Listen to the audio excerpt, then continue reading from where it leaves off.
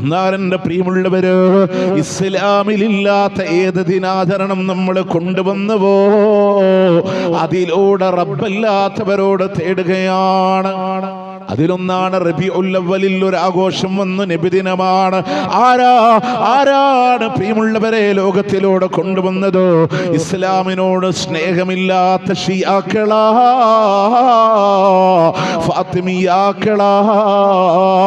അള്ളാഹുവിന്റെ കഅബാലയത്തിൽ നിന്ന് ഹജറുൽ അസ്വദിനെ മോഷ്ടിച്ചു കൊണ്ടുപോയവർ വീണ്ടും അതിനെ വാങ്ങിവെക്കുമ്പോ ദൂരെ നിന്ന് അമ്പ് ചെയ്ത് ഹജറുൽ അസ്വദിനെ 7 കഷ്ണമാക്കി മാറ്റിയതും ഫാത്തിമിയാക്കൾ. ഇന്നും അല്ലാഹുവിന്റെ കഅബാലയത്തിൽ തവാഫ് തുടങ്ങുമ്പോ ഹജറുൽ അസ്വദിന്റെ ചാര പോയാൽ കാണാ 7 കഷ്ണങ്ങളാണ് ഒട്ടിച്ചു വെച്ചിരിക്കുന്നത് എങ്കിൽ അവര് മുത്തുനബിയോട് ഇഷ്ടമുള്ളവരല്ല, അല്ലാഹുവിന്റെ ദീനിനോട് മഹബത്തുള്ളവരല്ല. അവരാണ് പറഞ്ഞത് റബീഉൽ അവ്വൽ 12ന്റെ ആഘോഷം എന്നുള്ളത്. പ്രിയമുള്ളവര്, തർക്കം വേണ്ടല്ലോ. റബീഉൽ അവ്വൽ മാസങ്ങളിലൂടെ വീട്ടിലൂടെ മൗലിദ് ഓതാ കടന്നു വരുന്ന ഉസ്താദ് ഓതുന്ന പദമെന്താണ്? അല്ലയോ വീട്ടുകാരാ, റസൂലുള്ള ജനിച്ചത് ഏത് ദിവസമാണെന്നറിഞ്ഞൂടാ, ഏത് മാസമാണെന്നറിഞ്ഞൂടാ, ഏത് കൊല്ലമാണെന്നും അറിഞ്ഞുകൂടാ. അത് പറഞ്ഞ ആ ഉസ്താദിനെ നമ്മൾ വെറുതെ വിടൂല്ല. കാരണം എന്താ, മൗലൂദ് മാസല്ലേ. പക്ഷെ പറഞ്ഞത് അറബിയിലായിന്ന് മാത്രം. നമ്മുടെ വീട്ടിലുള്ള മൗലൂദ് കിതാബില്ലേ, മൗലൂദ് കിതാബ് എന്ന് പറഞ്ഞാൽ 15 വക, 33 വക, 66 വക, 105 വക, 111 വക, 222 വക, 333 വക, 444 വക, 1111 വക, 2222 വക, 3333, അങ്ങനെ പോയിട്ട് ഏറ്റവും വലിയതെന്ന് അവകാശപ്പെട്ട 6666 വകയെ കവച്ചു വെട്ടിയ ഏറ്റവും ലേറ്റസ്റ്റ് 7777 വക. ഇതൊക്കെ ആരുടെ വക എന്നാലോചിച്ചാൽ നമ്മൾ അന്ന് മുജൈദോ. അത്രയേ ഉള്ളൂ. ഇതൊക്കെ ആരുടെ വക എന്ന് അന്വേഷിച്ചാൽ നമ്മൾ അന്ന് മുജൈദോ. അതിൽ നമ്മുടെ വീട്ടിലൊക്കെ സാധാരണ ഉള്ള 105 വകയാണ്. അതിൽ 5ാമത്തെ പേജ് താഴെന്ന് മേലേക്ക് 3ാമത്തെ ലൈൻ. واختلف في عام ولادته وفي شهرها وفي يومها من العلماء التاريخ المروية. رسول الله ജനിച്ച ദിവസത്തില്, മാസത്തില്, കൊല്ലത്തില് ചരിത്ര പണ്ഡിതന്മാർക്കിടയിൽ അഭിപ്രായ വ്യത്യാസമുണ്ട്. പറയപ്പെടുന്നതിൽ ഒരു അഭിപ്രായമാണ് റബീഉൽ അവ്വൽ 12 അല്ലേ. അപ്പോ അങ്ങനെ ഒരു ആഘോഷം കൊണ്ടുവന്നു. ഞാൻ അതിന്റെ വലിയ തലങ്ങളിക്കൊന്നും പോണില്ല. നമ്മൾ പറഞ്ഞ മദ്ഹാണ് എന്ന് പറഞ്ഞ വീടുകളിലൊക്കെ മൗലിദ് ഓതി. സത്യത്തിൽ അതിൽ ആരോടാ തേടി? നമ്മൾ വിചാരിക്കുകയാണ് ഇതിൽ മദ്ഹുണ്ട്. ഇല്ലട്ടോ പ്രിയമുള്ളവരെ, അള്ളാന്റെ മുത്തു റസൂല് കളവ് പറഞ്ഞു എന്ന് പറയുന്നുണ്ട്.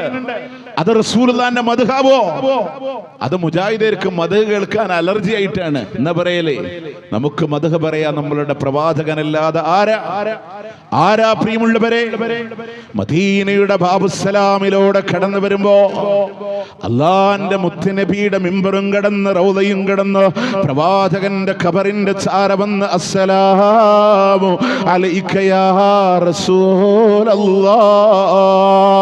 എന്ന് പറയുമ്പോ രോമം എഴുന്നേറ്റ് നിന്നത്, കണ്ണ് നിറഞ്ഞൊഴുങ്ങിയത് 1 അല്ല 10 അല്ല 100 തവണ കടന്നു വന്നാലും ചങ്ക് പിടക്കുമായിരുന്നെങ്കിൽ അത് അല്ലാഹുവിന്റെ ഹബീബിനോടുള്ള മഹബ്ബത്താ, റസൂലിനോടുള്ള ഇഷ്ടമാ.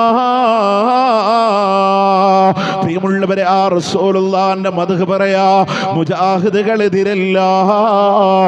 എന്നാൽ യഹൂദ റബ്ബിമാരുടെ തോലികളാൽ വൈകൃതമായി പോയ ബൈബിളിന്റെ അനാവരണങ്ങളെ പോലെ അള്ളാന്റെ പ്രവാചകന്മാരെ പറ്റി മോശമായി പറഞ്ഞതുപോലെ സിദ്ദീഖ് മൗലിദിലൂടെ റസൂലുള്ളാഹ് നുണ പറയുന്നവനാണെന്ന് പറഞ്ഞപ്പോ നമ്മൾ പറഞ്ഞു, ആ മദ്ഹിനെ ഞങ്ങളില്ല.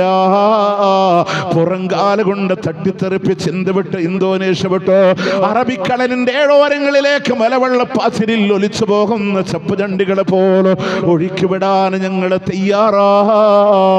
എന്റെ പ്രിയമുള്ളവര്, എത്രയുണ്ടെന്നറിയുമോ? റസൂലുള്ളാഹിക്ക് ഫാത്തിമ ബീവി ജനിക്കുന്ന വിഷയം പോലും സാധാരണക്കാരനറിയാൻ വേണ്ടി പറയാ.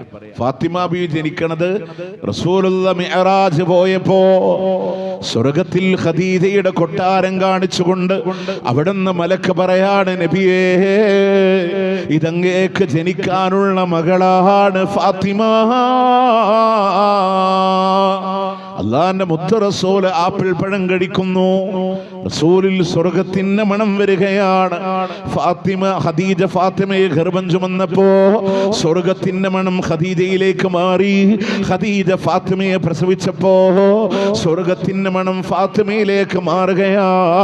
ഫവുലിദത് ഖബല നബുവതി ബിഖംസി സിനീൻ. നബുവത്തിന്റെ 5 കൊല്ലം മുമ്പ് ഫാത്തിമ ബീവി ജനിച്ചു പോയെന്ന. നബുവത്തിന്റെ 5 കൊല്ലം മുമ്പ് പറഞ്ഞ റസൂലുള്ളാഹിക്ക് എത്ര വയസ്സാ? 35-ാമത്തെ വയസ്സ്. 40-ാമത്തെ വയസ്സിൽ നബിയായി, 35-ാമത്തെ വയസ്സിൽ ഫാത്തിമ ജനിച്ചത് സത്യമാണ്. ഇനി നിങ്ങൾ മൗലൂദിന്റെ ചരിത്രം പഠിച്ചൊക്കെ മിറാജ് ഉണ്ടായതെപ്പോഴാ? 51-ാമത്തെ വയസ്സിൽ. അപ്പൊ 51-ാമത്തെ വയസ്സിലുണ്ടായ മിറാജിൽ കിട്ടിയ ആപ്പിൾ പഴം കൊണ്ട് 35-ാമത്തെ വയസ്സിൽ ഫാത്തിമ ജനിച്ചു.